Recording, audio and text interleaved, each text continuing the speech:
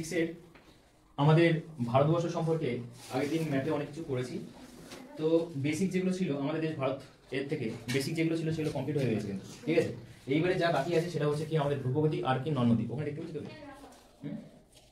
তাহলে আমাদের কি বাকি আছে? দুখানা জিনিস বাকি আছে, সেটা হচ্ছে আমাদের ভূপ্রকৃতি আর নন নদী।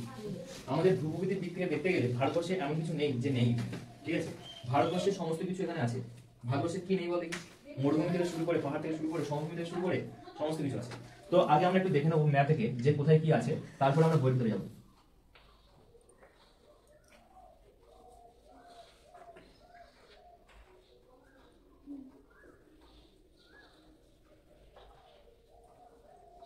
তাহলে এটা যদি আমাদের ভারতবর্ষ হয়, ভারতবর্ষের এবারে ম্যাপ করছি, দেখ ম্যাপের ভাগগুলো দেখাচ্ছি। দেখ ভূপ্রকৃতি, আমাদের যে ভূপ্রকৃতি আছে সেটাকে কয়েকটা ভাগে ভাগ করা যায়। প্রায় তোদের বইতে দেওয়া আছে কি 5টা ভাগে ভাগ করা যায়, ঠিক আছে। এই 5টার কি কি ভাগ আছে সেটা আমরা দেখবো। এই যে উপরে যে অংশটা তোরা দেখছিস এটাকে আমরা ভাগ করেছি পাহাড়ি অঞ্চল, ঠিক আছে। এটাকে আমরা আমাদের ভাষায় বলছি কি পাহাড়ি অঞ্চল, কিন্তু আমরা এটাকে আমাদের বইয়ের ভাষায় জানতে হবে। এটার নাম দিয়েছে কি উত্তরের পার্বত্য অঞ্চল। কি নাম দিয়েছে? উত্তরের পার্বত্য অঞ্চল। উত্তরের পার্বত্য অঞ্চল, উত্তরের পার্বত্য অঞ্চল, ঠিক আছে। এখানটাই আমাদের এই যে রেঞ্জটা, এই যে রেঞ্জ পাহাড়টা, এটাকেই বলছে কি আমাদের হিমালয়।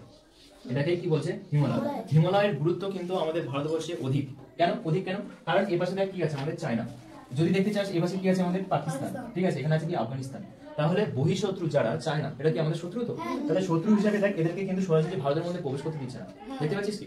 তার মানে হিমালয়ের গুরুত্ব অসীম। তারপরে এখানে একটা এখান থেকে একটা জায়গা আছে, সেখান থেকে প্রচুর পরিমাণে ঠান্ডা হাওয়া ভারতবর্ষে প্রবেশ করার চেষ্টা করে, ঠিক আছে। যে ঠান্ডা হাওয়াটা আছে সেটা কি করছে বলতো? এই যে হিমালয়, সেই হিমালয়টা তাকে বাধা দিচ্ছে ভারতবর্ষে প্রবেশ করার জন্য, ঠিক আছে। তাহলে হিমালয় যদি আমরা গুরুত্ব দেখতে চাই, তাহলে প্রথম যে পয়েন্টটা বললাম সেটা আছে কি বহিঃশত্রুর আক্রমণ থেকে রক্ষা, ঠিক আছে। দ্বিতীয় পয়েন্টটা কি আমরা বলতে পারি? সাইবেরীয় অঞ্চল থেকে, ওই যে জায়গাটার নাম বললাম সেটা হচ্ছে সাইবেরিয়া, ঠিক আছে। সাইবেরীয় অঞ্চল থেকে যে শীতল বায়ু আসে তাকে আমাদের ভারতবর্ষের মধ্যে প্রবেশ করতে বাধা দেয়, সেই জন্য কি হয়? ঠান্ডার হাত থেকে রক্ষা। তাহলে আমরা এটা বলতে পারি কি অধিক ঠান্ডার হাত থেকে রক্ষা, এইগুলো বুঝতে পারি। এইবারে ওটা এর গুরুত্ব আমি দেখবো, আরো আছে গুরুত্ব, আমরা এক এক করে ধাপ আগাবো, তার সঙ্গে গুরুত্ব আমরা বাড়াবো, ঠিক আছে। এরপরে যে জায়গাটা আছে সেই জায়গাটা হচ্ছে এরকম জায়গা থেকে, এই যে এই জায়গাটা পর্যন্ত, এরকম জায়গা পর্যন্ত,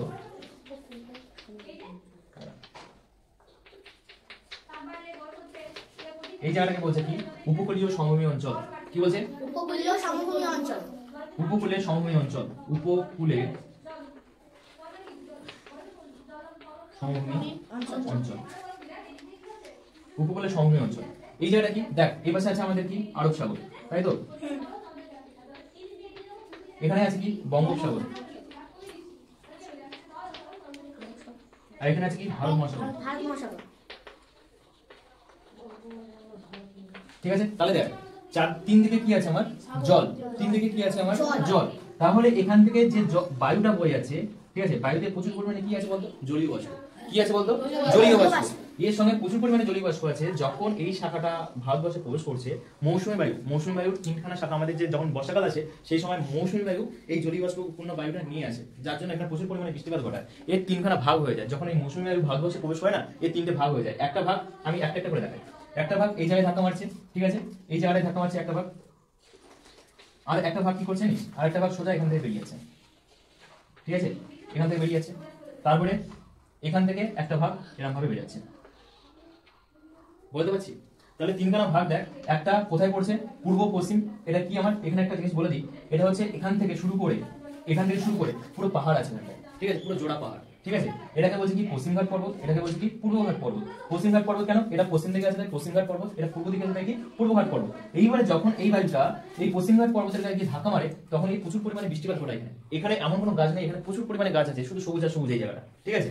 এইবারে যখন এখানে যেখানে পাহাড়ের পরিমাণ কমে গেছে, উচ্চতার পরিমাণ কমে গেছে, সেখান থেকে একটা শাখা কি করছে? সোজা বেরিয়ে আছে।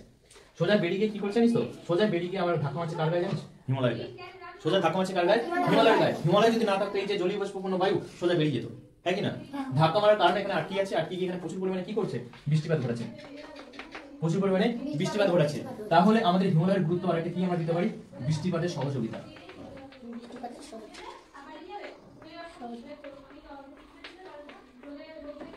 বুঝতে পারলাম? তাহলে আমরা দুখানা ভাগ দেখলাম। ভারতের ভূপ্রকৃতির মধ্যে প্রথম ভাগটা হচ্ছে উত্তরের পার্বত্য অঞ্চল, দ্বিতীয় ভাগ যেটা দেখলাম সেটা হচ্ছে কি উপকূলের সমভূমি অঞ্চল। তার মধ্যে আমরা কি দেখছি, ভারতের ভূপ্রকৃতির মধ্যে আমরা আরেকটা জিনিস দেখছি যে হিমালয়ের গুরুত্ব কি, হিমালয়ের তিনখানা গুরুত্ব আপাতত পড়লাম। ঠিক আছে, এইবারে এই যে ভাগটা এখানে গেল, এটা পশ্চিম ঘাট পর্বতে বৃষ্টিপাত ঘটাচ্ছে, এই জায়গায় বৃষ্টিপাত ঘটাচ্ছে। ঠিক আছে, এই যে ভাগটা যাচ্ছে এটা কি করছে, এই যে হিমালয় আছে, হিমালয়টা আবার এদিকে টান নিয়েছে, এখন বেঁকে গেছে। ঠিক আছে, এই জায়গাটায় গিয়ে ধাক্কা মারছে, এই জায়গাটা এই জায়গায় গিয়ে ধাক্কা মারছে, ধাক্কা মারার পর এই বায়ুটা এরকম ভাবে গিয়ে ঘুরে আবার এইদিকে চলে আসছে।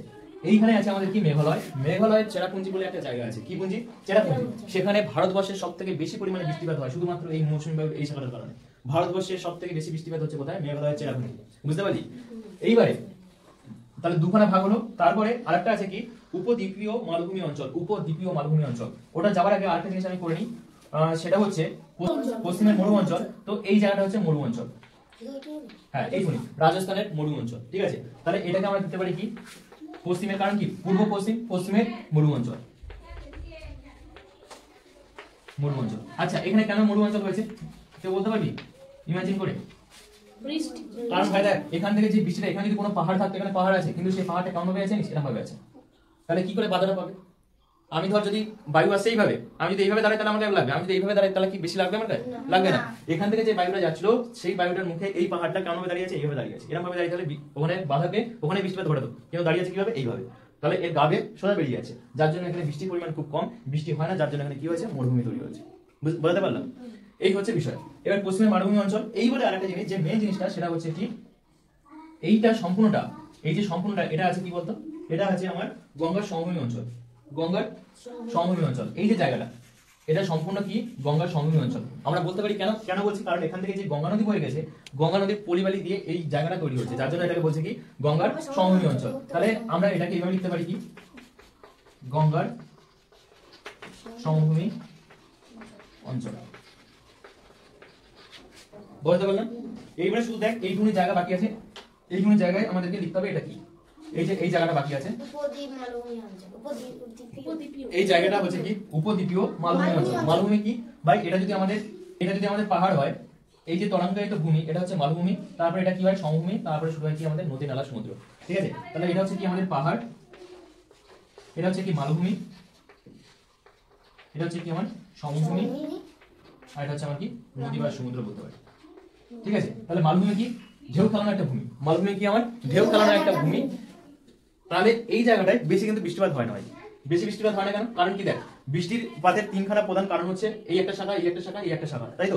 এটা দেখ এখান থেকে বেরিয়ে যাচ্ছে, এটা দেখ এখান থেকে এখানেই বৃষ্টিপাত ঘটিয়ে দিচ্ছে, আর এটা এখান থেকে সোজা বেরিয়ে যাচ্ছে। তাহলে এই মিডিলের অংশে কি বেশি বৃষ্টিপাত হবে? বেশি বৃষ্টিপাত হবে না, যার জন্য এখানটা কি হয়েছে বলতো, এটা লেখা নি তো, এটা তৈরি করেছে কি বলতো উপকূলীয়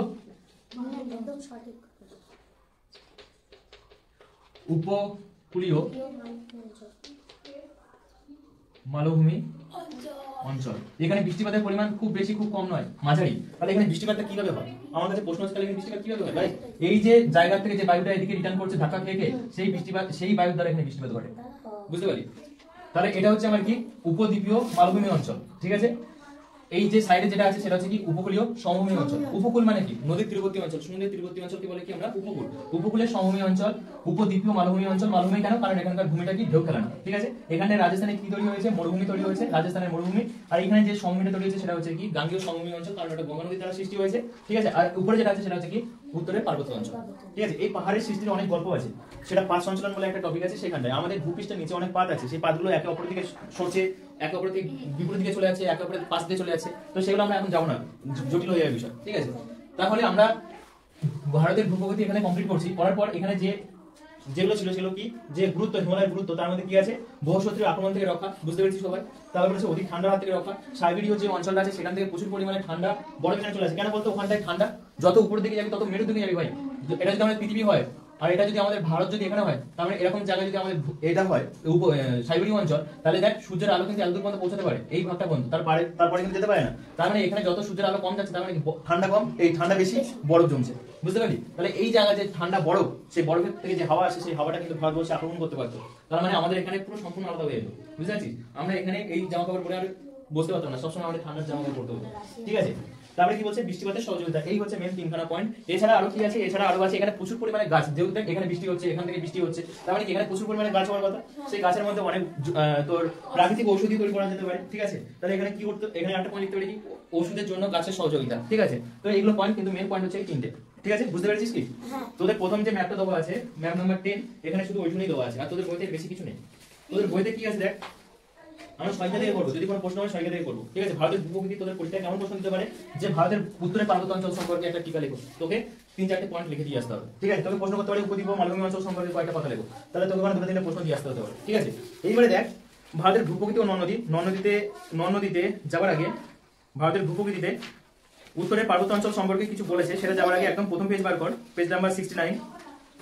বলছে দেখ, পুজো ছুটি পড়তে আর মাত্র কয়েকদিন বাকি আছে, ক্লাসে অনেকেই পুজো ছুটিতে বেড়াতে যাচ্ছে, ওরা কথা দিল ফিরে এসে সবাই মরুভূমি, পাহাড়, মালভূমি বা সমুদ্রে বেড়াতে যাওয়ার গল্প বলবে। ভূপ্রকৃতি হলো ভূমির প্রকৃতি। ভূপ্রকৃতি মানে কি?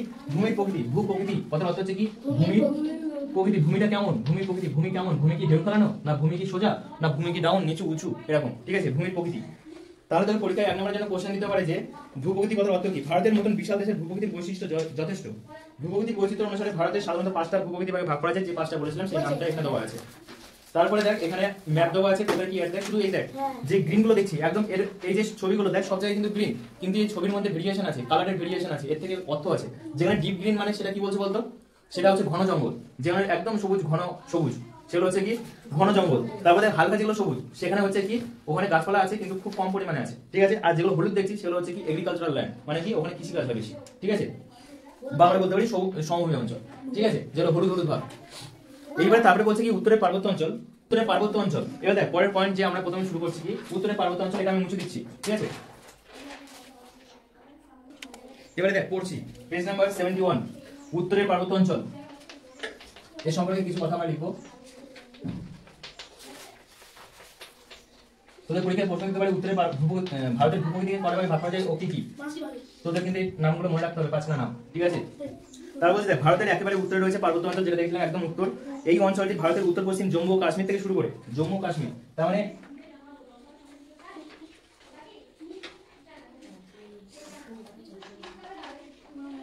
তাহলে এখানে কি আছে আমাদের জম্মু কাশ্মীর বর্তমানে এখানে আছে, এটা হয়ে যাবে কি লাদাখ, এটা লাদাখ, আর এটা হয়ে গেছে কি জম্মু কাশ্মীর। কি বলছে দেখ, জম্মু কাশ্মীর থেকে শুরু করে উত্তর পূর্বে অরুণাচল প্রদেশ, এই জায়গাটা কি ছিল অরুণাচল প্রদেশ না, সেটাই বলছে পশ্চিম, এটা কি পূর্ব দিক, এটা কি দিক পশ্চিম দিক। তাহলে পশ্চিমে জম্মু কাশ্মীর থেকে শুরু করে পূর্বে অরুণাচল প্রদেশ পর্যন্ত আমাদের উত্তরের হিমালয় পার্বত্য অঞ্চল বিস্তৃত। অরুণাচল প্রদেশে পর্যন্ত ধনুকের আকারে অবস্থান করেছে। ধনুকের আকার মানে কি, এখান থেকে বলেছিলাম তোদেরকে এরকম ভাবে এসে সোজা এরকম টার্ন নিয়েছে, বেঁকে গেছে, ঠিক আছে। সেই টার্নটাকে বলছে কি ধনুকের মতন দেখতে ওই জায়গাটা, ঠিক আছে। এবারে তারপরে বলছে দেখ হিমালয় ও কারাকোরাম হলো এখানকার প্রধান পর্বতশ্রেণী। হিমালয় আর কারাকোরাম, একটু পরে আমি সব বলছি। কারাকোরাম পর্বতের গডউইন অস্টিন ভারতের উচ্চতম পর্বতশৃঙ্গ। গডউইন অস্টিন মানে কি বলতো, কেটু, ঠিক আছে। কেটু হচ্ছে কারাকোরামের কেটু, এর শর্ট নাম হচ্ছে কেটু। কেটু হচ্ছে ভারতবর্ষের সর্বোচ্চ শৃঙ্গ। কিন্তু বিষয় হচ্ছে দেখ বুঝবি ভালো করে, আমি যদি ভারতবর্ষের ম্যাপ আঁকি, এইটুকু দরকার, ঠিক আছে। এই জায়গাটা আমরা দেখছিলাম কি আগের পিওকে, পাকিস্তান অকুপাইড কাশ্মীর, ঠিক আছে। এই জায়গাটা দেখছিলাম আমরা কি, এই জায়গাটা দেখছিলাম কি আমরা নেপাল। এই জায়গাটা দেখেছি আমরা কি সিকিম, KKIM সিকিম, ঠিক আছে। এইবার দেখ K2 আছে এই জায়গাটায়, K2, ঠিক আছে। মাউন্ট এভারেস্ট আছে এই জায়গাটায়, মাউন্ট এভারেস্ট, ঠিক আছে। এইবারে প্রশ্ন হচ্ছে দেখ তাহলে আমাদের ভারতবর্ষের সর্বোচ্চ সিংহের নাম কি? এই যেখানে বলেছে K2 হচ্ছে ভারতবর্ষের সর্বোচ্চ সিংহ, তাহলে এটা কি সত্য কথা? মিথ্যা কথা ভাই। কারণ কি দেখ K2 পড়ছে পাকিস্তান অকুপাইড কাশ্মীরের মধ্যে, এটা পাকিস্তানের মধ্যে চলে গেছে, ঠিক আছে। কিন্তু আমরা এখন মেনে নিয়েছি ভাই, এখন মেনে রাখছি যে এটা আমাদের সর্বোচ্চ সিংহ। কিন্তু সর্বোচ্চ সিংহের মধ্যে এটা কত বলেছে K2 বলতো? K2 বলেছে 861 এটা এত মিটার, মাথাটা কিন্তু মিটার, ইউনিট মিটার এত। যদি আমরা মাউন্ট এভারেস্টের উচ্চতা দেখি তাহলে এটা হচ্ছে 8848 মিটার, 48 মিটার, ঠিক আছে, 48 মিটার। তাহলে K2 হচ্ছে কত? 8611। ওর থেকে বেশি কোনটা? 8848। তাহলে দেখ ভারতের সর্বোচ্চ সিংহ হওয়ার কথা কি মাউন্ট এভারেস্ট, ঠিক আছে। তাহলে আমি মেনে নিলাম কি প্রথম হচ্ছে কি সিংহের দিক থেকে এটাকে বলে কি পিক, পিক মানে কি চূড়া, ঠিক আছে। চূড়ার দিক থেকে সর্বোচ্চ সিংহ এটাকে বলে কি পর্বত শৃঙ্গ, ইংরেজিতে বলে কি পিক, PEAK, পিক, ঠিক আছে। এই সর্বোচ্চ শৃঙ্গের এই যে কেটুটা, কেটু, তাহলে আমরা তিনটা নাম দেখলাম, একটা হচ্ছে মাউন্ট এভারেস্ট, একটা হচ্ছে কেটু, আর একটা হচ্ছে কি এখন দেখিনি, এটা হচ্ছে সিকিমের মধ্যে হচ্ছে কাঞ্চনজঙ্ঘা।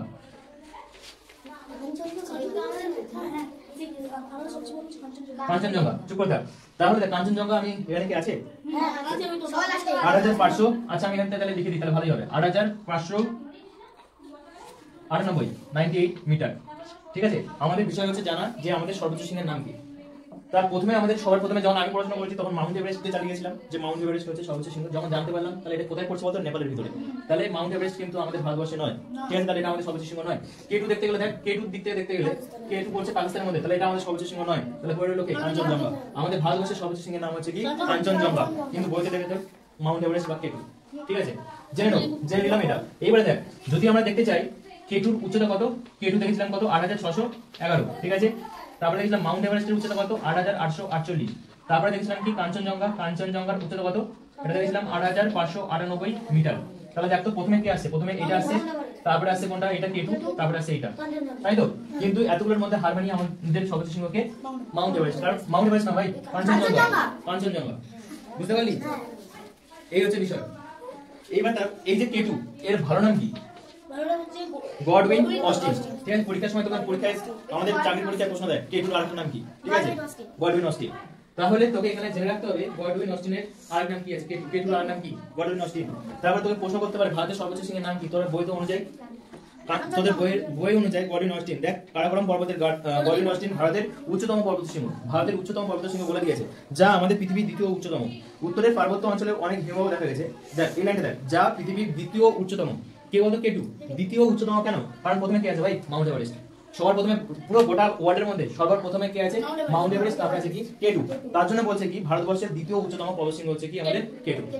তারপরে কি বলতে দেখ, উত্তরের পার্বত্য অঞ্চলে অনেক হিমবাহ দেখা যায়। উত্তরের পার্বত্য অঞ্চল, এই যে পার্বত্য অঞ্চলে দেখেছি ভাই, এখানে তো যত উপরে যাবি ঠান্ডা বাড়বে না কমবে? বাড়বে তো। যত উপরে গেছি ঠান্ডা বেড়েছে, তার মানে কি এখানে বরফ জমেছে। এখানে কি জমেছে? বরফ জমেছে। বরফ আমরা ছোট ছোট টুকরো, বরফের যে টুকরোগুলো খাই আমরা, সেগুলোকে বরফই বলে, কিন্তু বরফের একটা বড় চাম এটাকে কি বলে বলতো, হিমবাহ। কি বলে? হিমবাহ। ইংরেজিতে বলে কি গ্লেসিয়ার। তাই বলছে এই সব অঞ্চলে এই যে পাহাড়টা ছিল, এই পাহাড়ে অনেকগুলো গ্লেসিয়ার আছে, ঠিক আছে, অনেকগুলো গ্লেসিয়ার মানে কি হিমবাহ আছে। এই সকল, যেমন ধর সিয়াচেন, সিয়াচেন হচ্ছে ভারতের সবথেকে বড় গ্লেসিয়ার, ঠিক আছে, সিয়াচেন নামটা আমরা মডেলিং করা, সিয়াচেন। তারপরে আছে কি জেমু। এই সকল হিমবাহ থেকে গঙ্গা, সিন্ধু, ব্রহ্মপুত্রের মতো নদীর সৃষ্টি হয়েছে।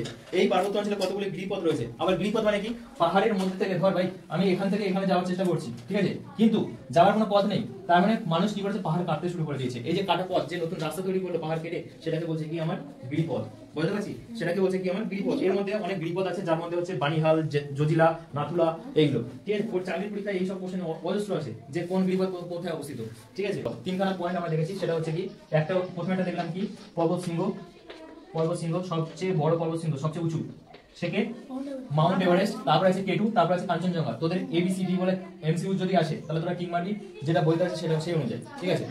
আর যদি এর মধ্যে স্কুলে যাস, তাহলে স্যারকে জিজ্ঞাসা করে নিবি যে স্যার এরকম ব্যাপার, তাহলে আমরা কোনটা দেবো। কারণ কেটু হচ্ছে পাকিস্তান অকুপাইড কাশ্মীরের মধ্যে পড়েছে, মাউন্ট এভারেস্ট পড়ছে নেপালের মধ্যে, কাঞ্চনজঙ্ঘা পড়ছে সিকিমের মধ্যে, সিকিমটা আমাদের ভারতবর্ষের মধ্যে, তাহলে আমরা এখানে কোনটা দেবো, ঠিক আছে। বইতে আছে কিন্তু আমার কেটু। পর্বত শৃঙ্গ দেখলাম, তারপরে দেখেছি কি হিমবাহ, তারপরে দেখলাম কি আমাদের গিরিপথ। এই তিনখানা পয়েন্ট প্রথম প্যারাতে রয়েছে। গিরিপথ, কয়েকটা গিরিপথের নাম কি বললাম, নাথুলা, ঠিক আছে, নাথুলা, জজিলা, বানিহাল, এইগুলো। তারপরে কি বলছে দেখ, ভারতের উত্তরের পার্বত্য অঞ্চলে সবথেকে উল্লেখযোগ্য পর্বতশ্রেণী হলো হিমালয়। ভারতের উত্তরে সবচেয়ে বড় পর্বতশ্রেণীর নাম কি, হিমালয়। হিমালয় কত অর্থ হচ্ছে কি বরফের গৃহ, এটা ভালো কোশ্চেন, পরীক্ষায় কোশ্চেন দেয়, আন্দোলন করে। হিমালয় কত অর্থ হচ্ছে কি বরফের গৃহ, হিমযুক্ত আলয়, হিমালয়, ঠিক আছে, বরফের গৃহ। হিমালয়ের উত্তর দক্ষিণ দিকে তিনটি সমান্তরাল পর্বতশ্রেণী দেখা যায়। একেবারে উত্তরে হিমাদ্রি, তার দক্ষিণে হিমাচল, তার একেবারে দক্ষিণে শিবালিক। এই জিনিসটা আমি তোদেরকে বোঝাবো।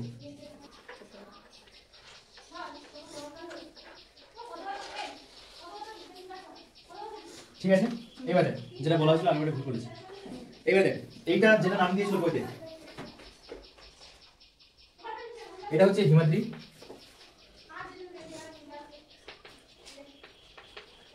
এটা হচ্ছে শিবালিক, আর মাঝখানে যেটা আছে সেটা হচ্ছে কি হিমাচল, এটা হচ্ছে কি হিমাচল, ঠিক আছে। এই তিনটে ভাগ। এরপরে এর উপরে না কয়েকটা রেঞ্জ আছে, এক্সট্রা রেঞ্জ, ঠিক আছে, কিন্তু এগুলো সবকটা কি বলতো, এই যে যা দেখাচ্ছি আমরা সবকটা কিসের মধ্যে পড়ছে বলতো, হিমালয়ের মধ্যে পড়ছে, ঠিক আছে।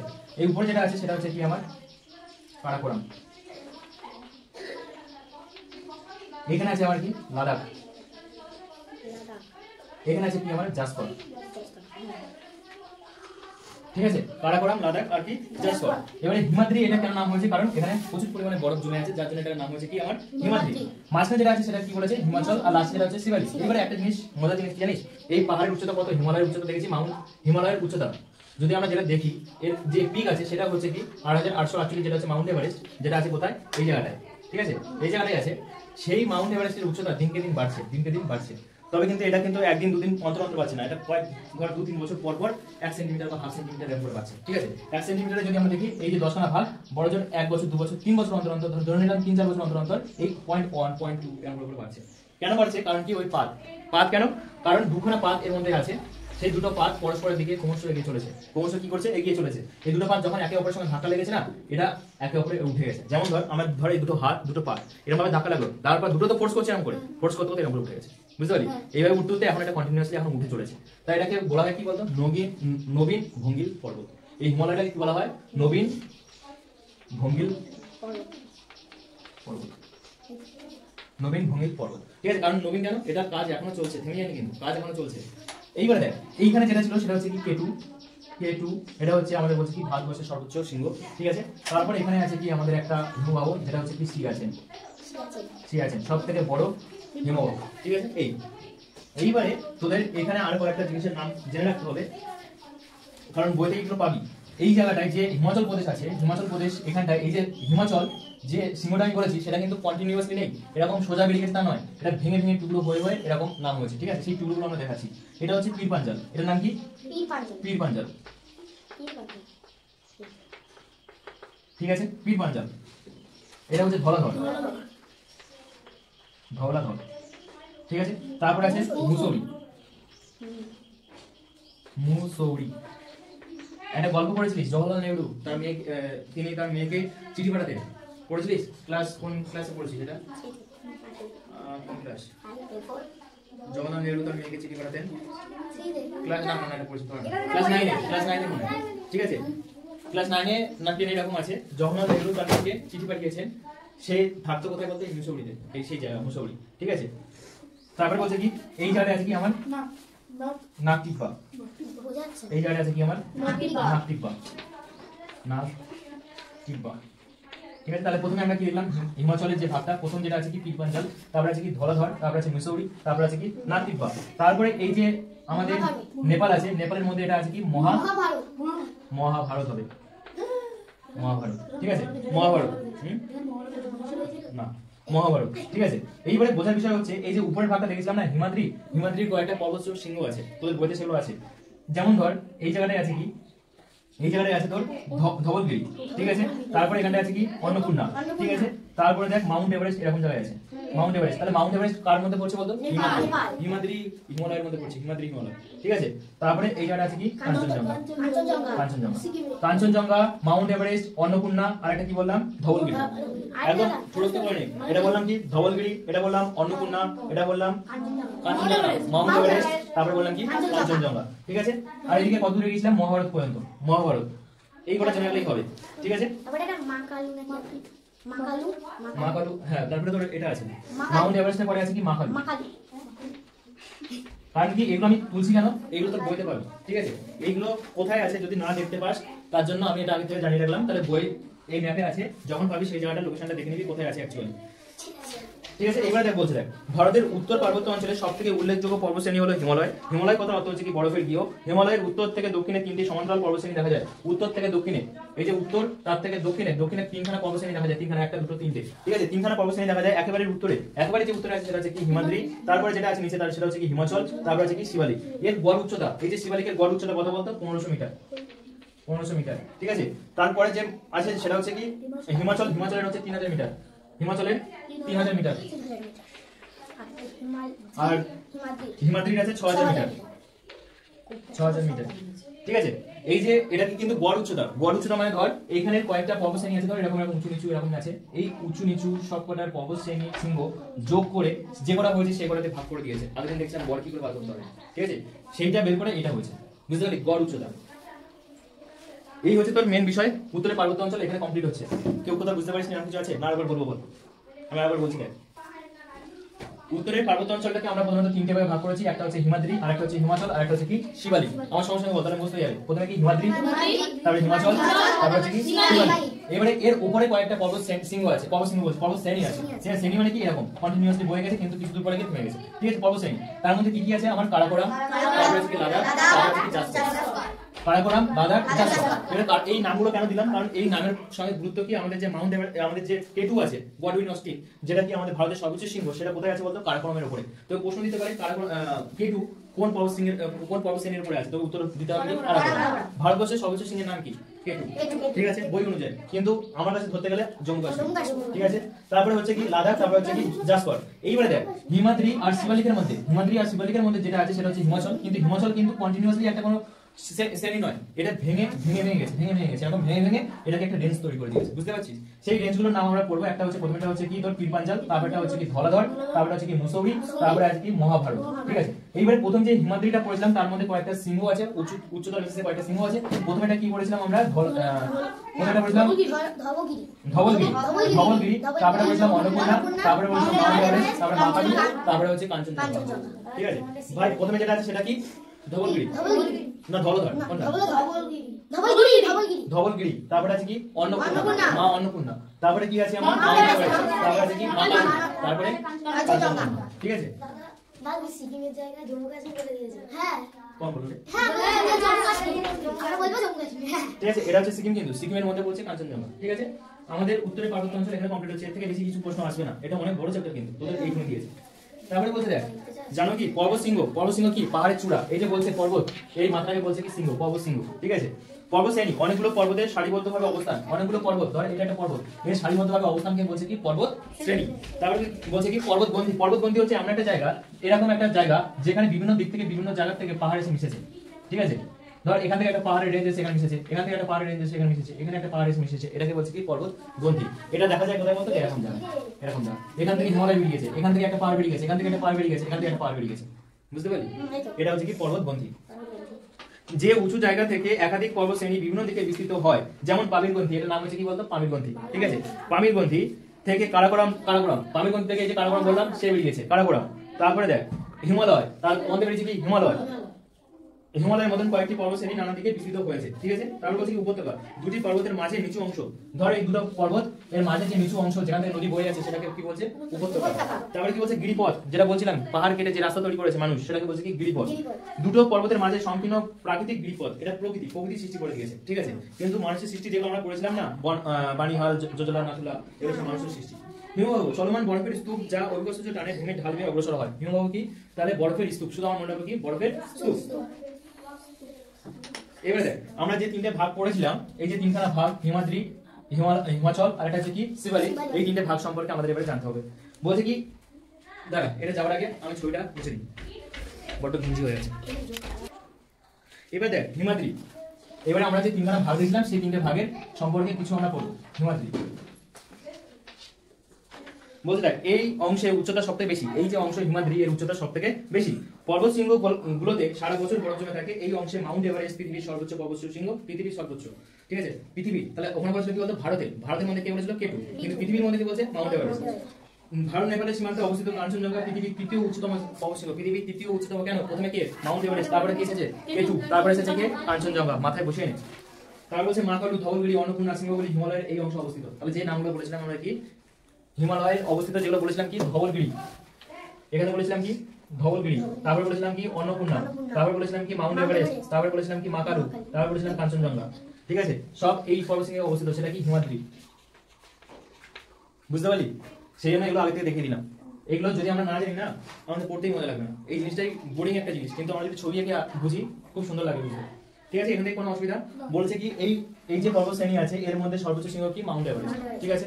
এটা হচ্ছে সারা পৃথিবীর মধ্যে উচ্চতম, সারা পৃথিবী। কিন্তু ভারতের মধ্যে বললে কি হবে কেটু। হিমাদ্রি কমপ্লিট হয়েছে, এটা নিজের চোখে গিয়ে দেখে আসা। হিমাচল, এবারে পরে যে ধাপটা আছে সেটা হচ্ছে কি হিমাচল। হিমাদ্রির দক্ষিণে অবস্থিত।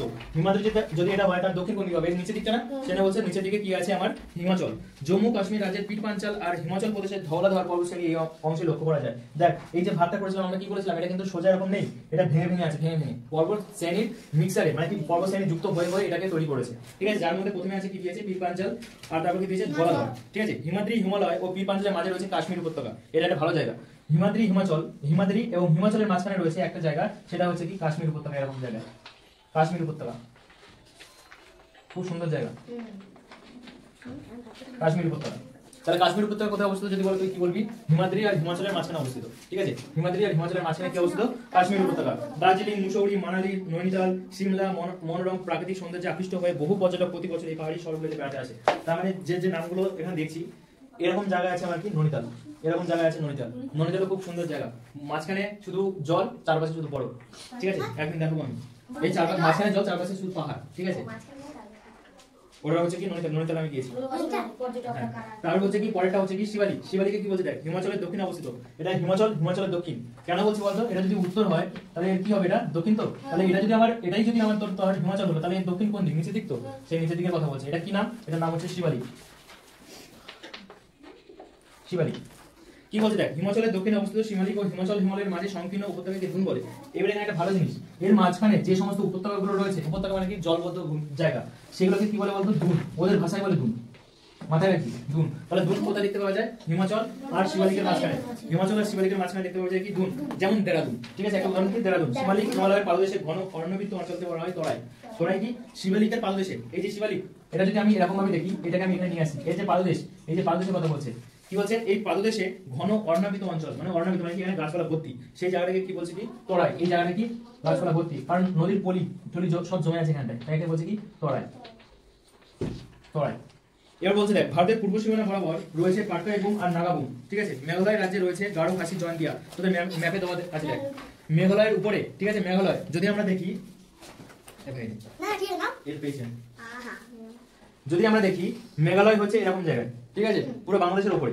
এখানে আছে কি গারো, খাসি, জয়ন্তিয়া, তিনখানা পাহাড় আছে। ঠিক আছে, গারো, খাসি, জয়ন্তিয়া। এবার দেখ এই জায়গাটা আছে অরুণাচল প্রদেশের মধ্যে বলছে কি পাটকাইবুং, তার নিচে আছে কি নাগাল্যান্ড। নাগাল্যান্ডের বলছে কি নাগা পর্বত। ঠিক আছে, এই কয়েকটা জায়গার নাম তোদের বই অনুযায়ী সবকিছু তোলা আছে। ঠিক আছে, এইখানে আমাদের উত্তরের পার্বত্য অঞ্চল কমপ্লিট হচ্ছে। নাগা পর্বত, হ্যাঁ একদম।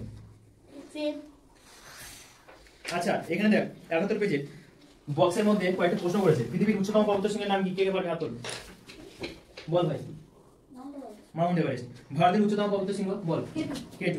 পৃথিবীর দ্বিতীয় উচ্চতম পর্বতশৃঙ্গ? দ্বিতীয়। পৃথিবীর দ্বিতীয় কে পারবি? বল দেখি। তুই তুই তুই K2। অবস্থিত হিমালয়ের সর্বোচ্চ পর্বতশৃঙ্গ কি? ভারতে অবস্থিত হিমালয়ের সর্বোচ্চ পর্বতশৃঙ্গ। ভারতে অবস্থিত হিমালয়ের সর্বোচ্চ শৃঙ্গ নাম কি? কে পারবি? ভারতে অবস্থিত হিমালয়ের বল দেখি বলো। কাঞ্চনজঙ্ঘা।